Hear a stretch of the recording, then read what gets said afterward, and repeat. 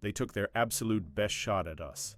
They emptied every single round from the clip, fired with full force, and despite all their efforts, they completely missed their target. I need you to do something for me right now. I want you to look at this chart we're examining today. Don't just glance at it casually. Really look at it with intention and focus. Don't simply see the red and green lines moving up and down on your screen. I want you to see something much deeper than that. I want you to see the violence embedded in these price movements. I want you to see the absolute desperation behind every single candle, every single spike, every single crash. Yesterday, in my last video that I published for all of you, I told you exactly what was going to happen in the markets. I gave you the complete playbook before they even ran the play on the field. I warned you with crystal clarity about what was coming. I told you they might try one last desperate flush, one final attempt at a rapid crash down to the $70 level or even $65, specifically designed to trigger stop losses and violently shake out all the weak hands from the market. Now, I didn't say that because I possess some kind of magical crystal ball that shows me the future. I didn't make that prediction based on mysticism or luck. I said it because I understand intimately how these people think. I've studied their patterns, their psychology, their strategies for years. I know with absolute certainty that when a major bank finds itself cornered with nowhere to run, when the vault sits essentially empty despite what the paperwork claims, and when their liabilities are exploding exponentially beyond control, they have only one weapon left in their entire arsenal. That weapon is volatility. They weaponize volatility. They create massive, violent price swings designed to trigger fear, panic, and irrational decision-making among retail traders and smaller institutional players. They know that most people cannot psychologically handle seeing their positions drop 10%, 15%, or 20% in a matter of hours.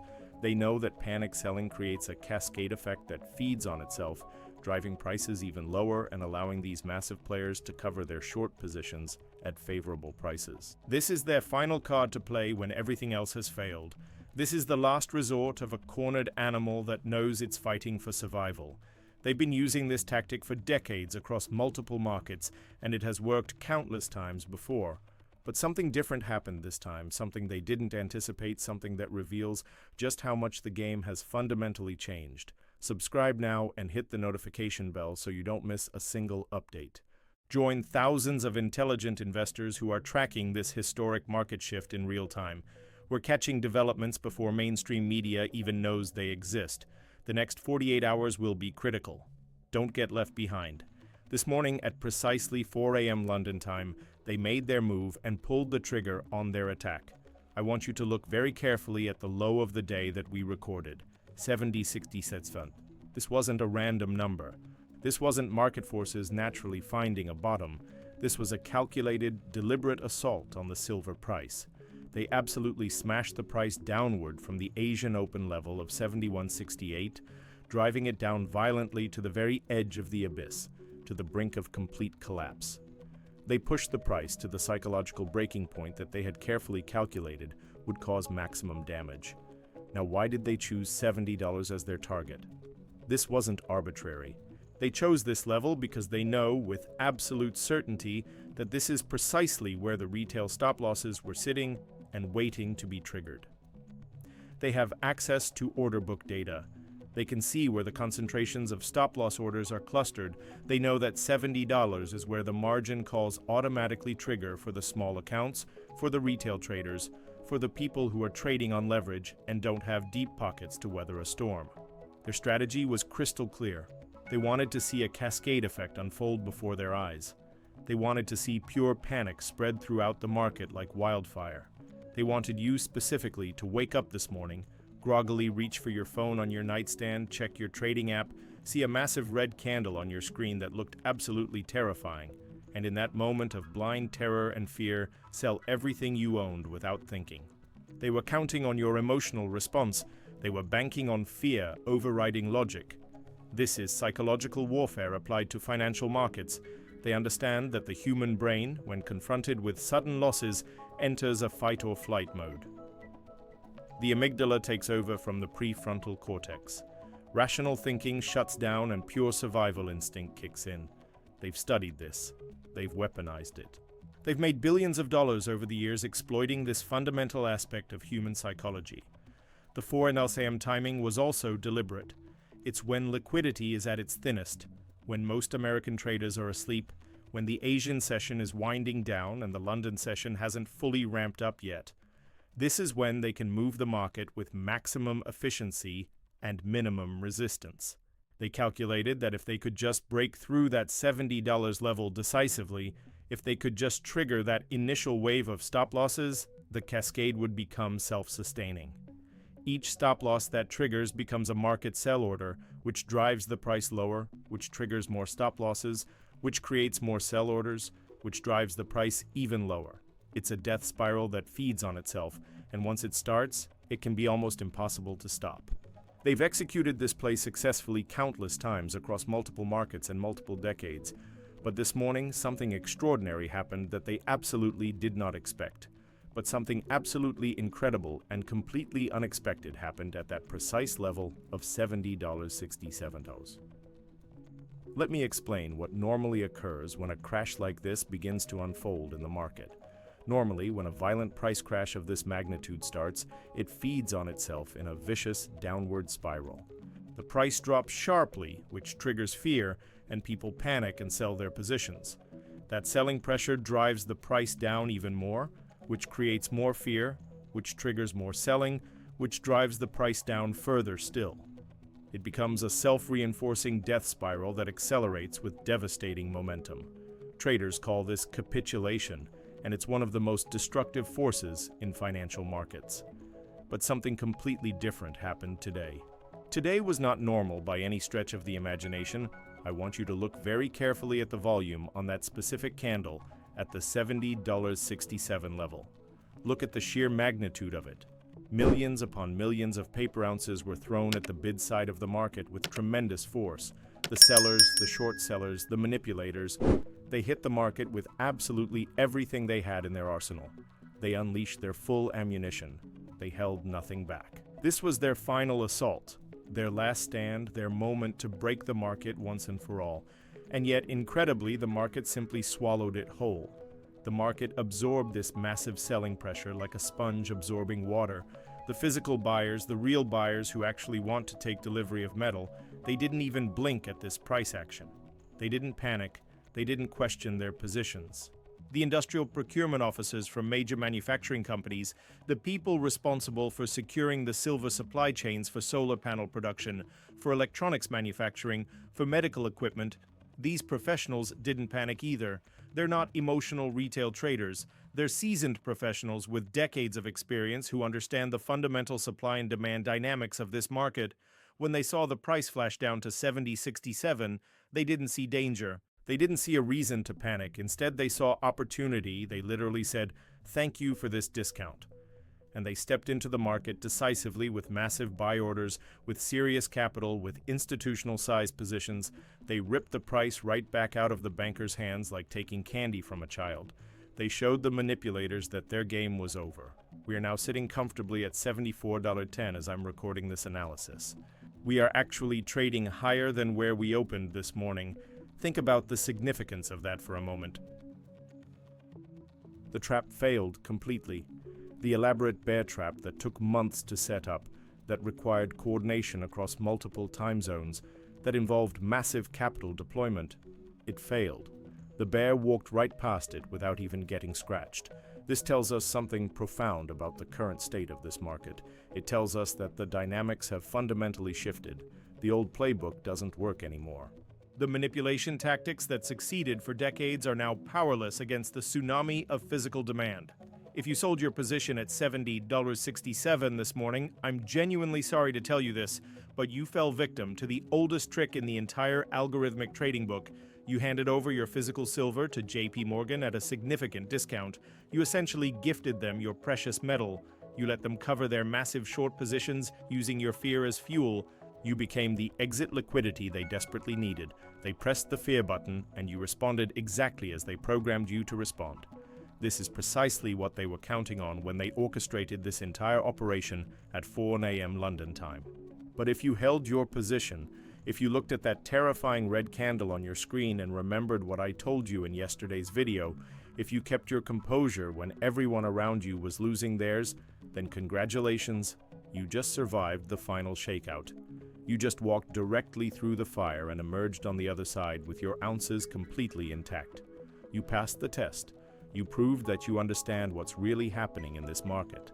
You demonstrated that you're not driven by emotion but by logic and understanding of the fundamentals.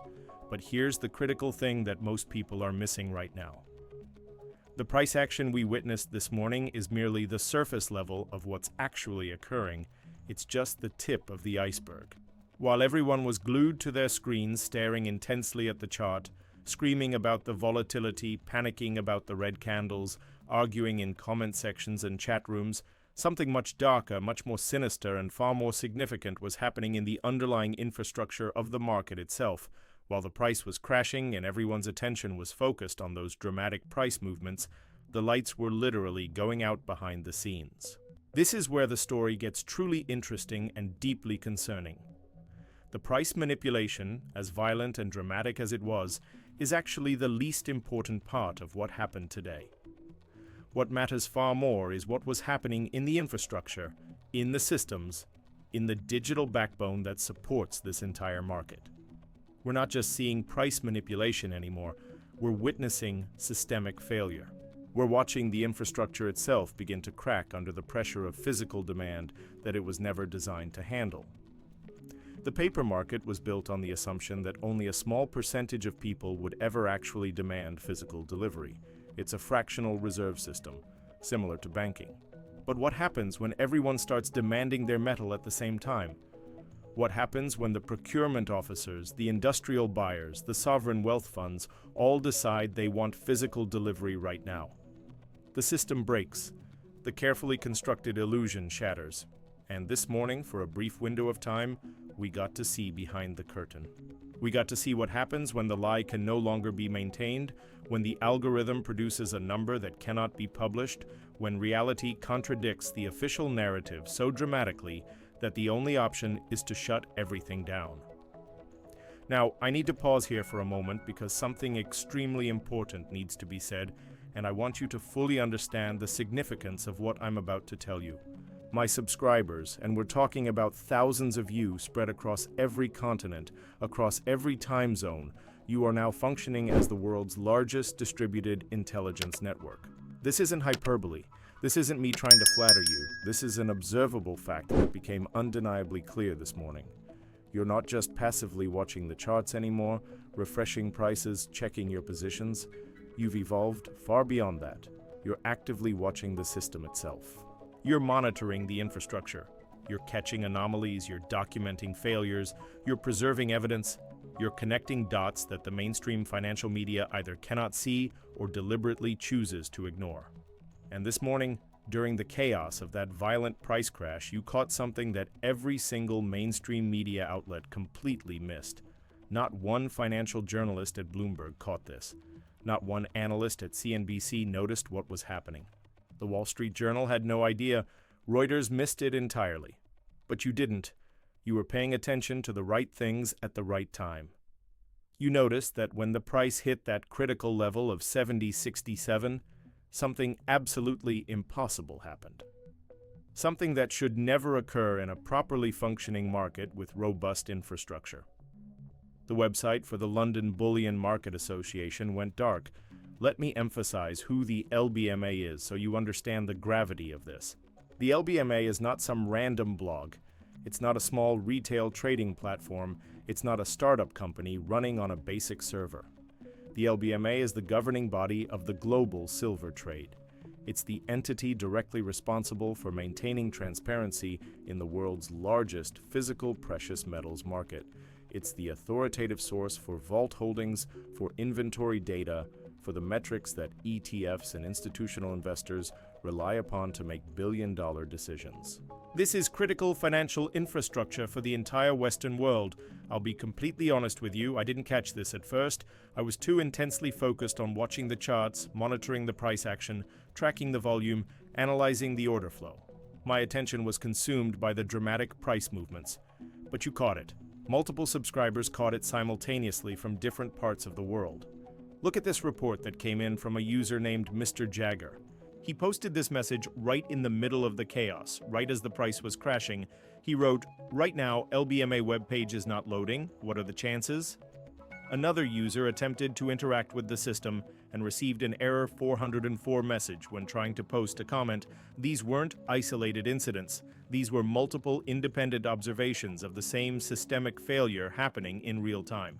I personally checked the server logs myself. I went to the Wayback Machine to verify the timeline.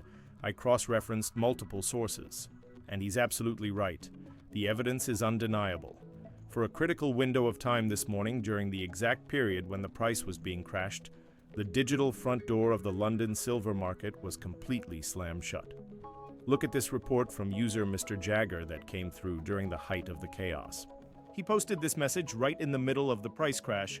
"Right now, LBMA webpage is not loading. What are the chances?" Another user tried to interact with the system and encountered an error 404 when attempting to post a comment on the platform. I personally took the time to check the server logs myself.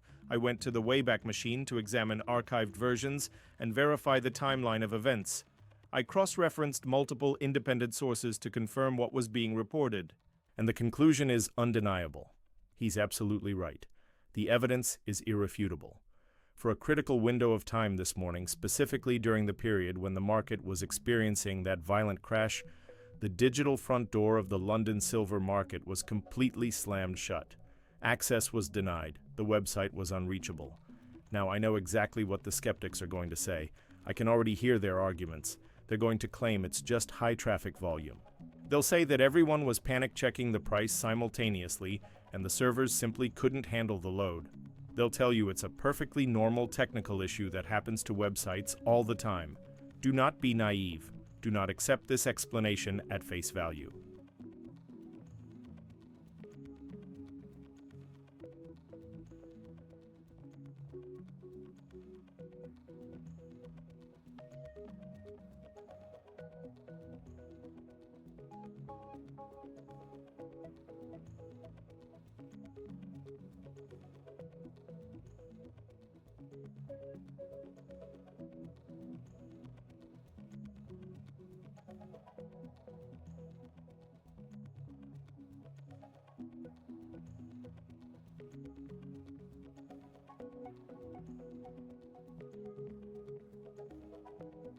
The LBMA is not a retail blog running on a basic shared hosting server. This is not someone's personal website that crashes when too many people visit. This is the financial infrastructure of the entire Western world. We're talking about an organization that handles and processes data representing billions of dollars in daily trade volume. Their servers are enterprise-grade military specification systems built to withstand not just heavy traffic, but actual military-grade cyber attacks from hostile nation-states. These systems are redundant, distributed, and hardened against every conceivable form of failure. They have multiple backup systems, failover protocols, distributed server networks, content delivery networks, and disaster recovery procedures that cost millions of dollars to implement and maintain. They don't just glitch or crash because a few thousand retail traders hit the refresh button on their browsers. That's not how professional financial infrastructure works. Major financial institutions like the New York Stock Exchange, NASDAQ, the CME Group, these platforms handle millions of simultaneous users during high volatility events without going down. They're specifically engineered for exactly these high-stress scenarios. Websites like the LBMA go down for one reason and one reason only. Someone deliberately pulled the plug. This was an intentional shutdown, not an accidental failure. So we need to ask the critical question, why would they do that? Why would they take the system offline at the exact moment when the market is crashing? Why shut down access to data precisely when that data is most needed by market participants? The timing is simply too perfect to be coincidental. The answer is both simple and damning, because the data was wrong. More specifically, because the data revealed something that could not be allowed to be published. Websites like this go down for one reason and one reason only. Someone deliberately pulled the plug. This was an intentional shutdown, not an accidental technical failure. So we need to ask ourselves the critical question, why would they do that? Why would they take the system offline at the exact precise moment when the market is experiencing a violent crash? Why shut down access to critical data precisely when that data is most urgently needed by market participants around the world? The timing is simply too perfect, too convenient to be purely coincidental. The answer is both simple and deeply damning, because the data was fundamentally wrong. More specifically, because the data revealed something explosive that absolutely could not be allowed to be published for the world to see. The LBMA publishes inventory data on a regular basis. This is their primary function and responsibility. They publish the vault holdings, the specific amount of silver supposedly sitting in the London vaults, backing all the exchange-traded funds, backing all the paper contracts, backing all the institutional positions. This data is supposed to provide transparency and confidence to the market. For many months now, we've known that those published numbers are highly suspect and likely fraudulent. We've strongly suspected that the same physical bars are being leased out to one party, then released and leased again to another party, and then counted 3 or 4 times in the official inventory reports to make the total inventory appear full and adequate when it's actually not. But this morning, I firmly believe the algorithm broke under pressure. I believe that the sheer massive volume of physical withdrawal requests hitting the system simultaneously caused a complete ledger failure. Think about what happens in the back-end system. The computer system tried to reconcile 2 numbers, the amount of silver physically leaving the vault through withdrawal requests and the amount of silver supposedly sitting in the vault according to the official records. And when it performed this calculation, it got a negative number as the result. You simply cannot have negative silver. You cannot have minus 5 million ounces of physical metal. It's physically impossible. The mathematics didn't work. The carefully constructed lie collapsed instantly. So what do you do when the computer system shows a number that definitively proves the fraud? What do you do when the spreadsheet says the vault contains negative metal? You absolutely do not publish it to the public. You don't let the entire world see a spreadsheet that displays something like vault inventory, 5,000 ounces. That would immediately expose the entire fractional reserve scheme. That would trigger immediate investigations, lawsuits, regulatory action, and complete loss of confidence in the system. So instead, you kill the connection immediately, you throw up a 404 error page, you blame it on a convenient technical outage, you buy yourself an hour or 2 of darkness, of time when nobody can see what's happening, to manually override the automated spreadsheet system and manually type in a number that looks safe and plausible and won't trigger alarm bells. This blackout is the digital equivalent of burning incriminating documents before the auditors arrive. They are actively deleting the evidence of the physical shortage in real time as it's being exposed. This blackout we witnessed is the digital equivalent of burning incriminating documents before the auditors arrive at your office. They are actively deleting the evidence of the physical shortage in real time as it's being exposed by the system. And if you think this is merely just a simple website glitch, just a technical hiccup that means nothing, then I need you to explain what is currently happening in Australia right now. Because while London was going dark digitally, while their website was being taken offline, the physical borders in the Southern Hemisphere were simultaneously starting to close. This isn't just a London problem anymore. This isn't isolated to one jurisdiction or one market. The contagion has breached the digital world entirely and is now physically seizing up the borders of sovereign nations across the globe. Look at this report that came in from boots on the ground in Australia. This is a real person dealing with a real situation right now. The message reads, "My most recent purchase from eBay, from an Australian seller, got blocked at export today. He is inquiring what's going on with customs." I want you to pause for a moment and truly understand the gravity and significance of that single sentence. Let's break down what this actually means. This isn't a billion-dollar bank wire transfer being flagged for money laundering. This isn't a massive institutional vault withdrawal of 10 million ounces requiring armored trucks and security.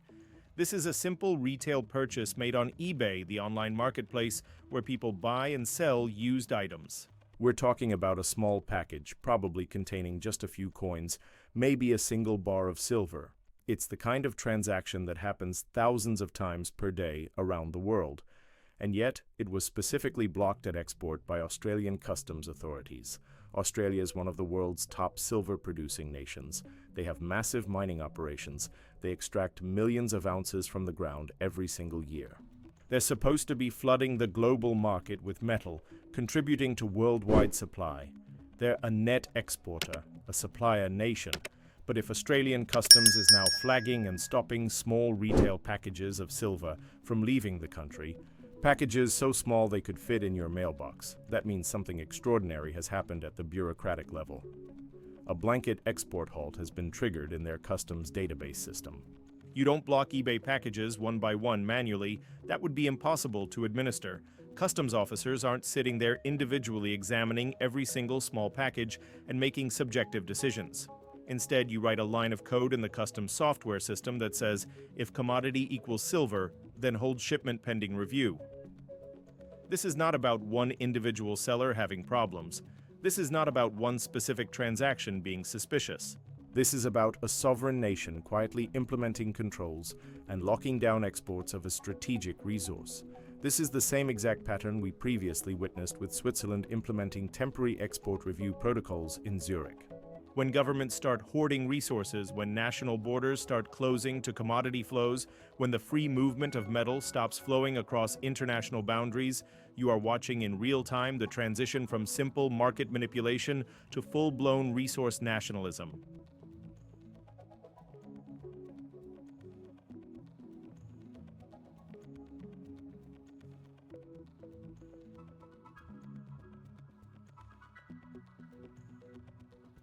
Now let's directly address the elephant in the room that everyone keeps bringing up, the price target.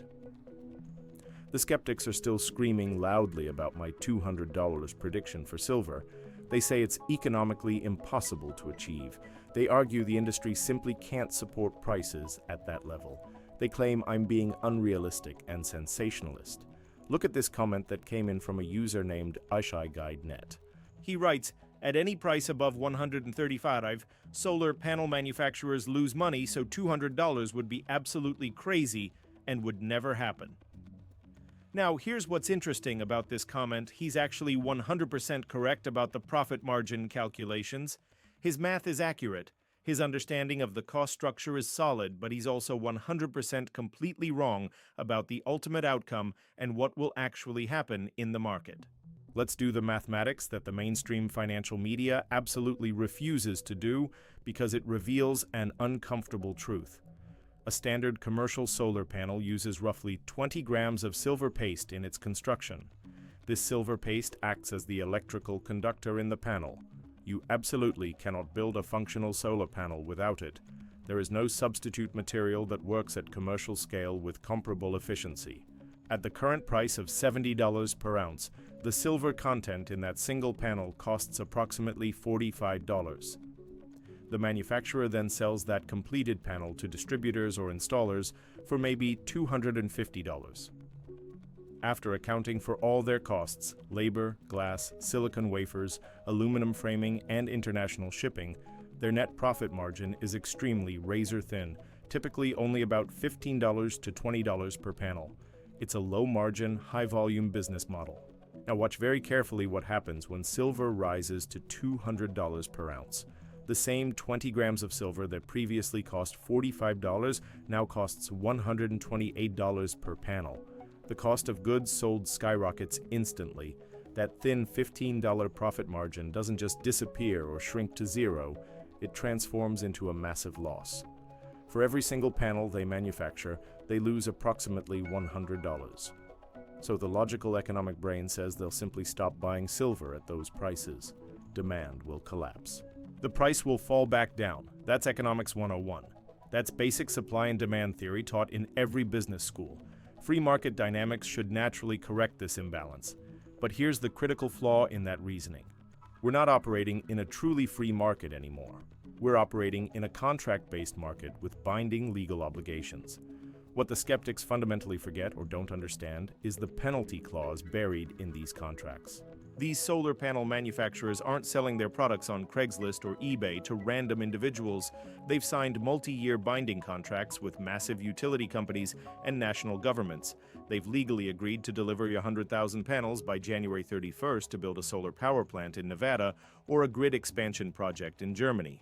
And buried deep in those contracts, in the fine print that lawyers carefully negotiated, is a non-performance penalty clause. If the manufacturer fails to deliver the agreed-upon panels on schedule, they don't just lose that particular sale. They get financially penalized, they get sued for breach of contract, they become liable for the delay costs of the entire billion-dollar power plant project. Subscribe now and hit the notification bell so you don't miss a single update. Join thousands of intelligent investors who are tracking this historic market shift in real time. We're catching developments before mainstream media even knows they exist. The next 48 hours will be critical. Don't get left behind.